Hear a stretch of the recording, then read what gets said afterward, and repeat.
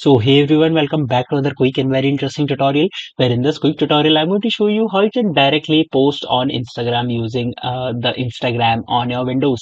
Now, in order to do it, when you open the Instagram.com URL, that's the basic homepage of Instagram, and once you log in on your Instagram account, here you'll see this interface. Now, under here you'll see this option of create. Just simply click over there, and from here you can simply select this option of post.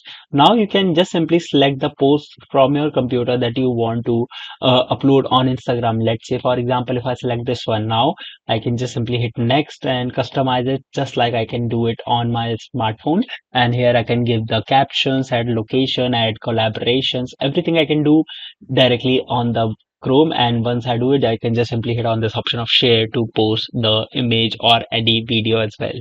Alright, so that's it for this tutorial. I hope this video will be helpful for you. Make sure to hit the like button and subscribe button for more such helpful and interesting tutorials. See you in the next one. Take care.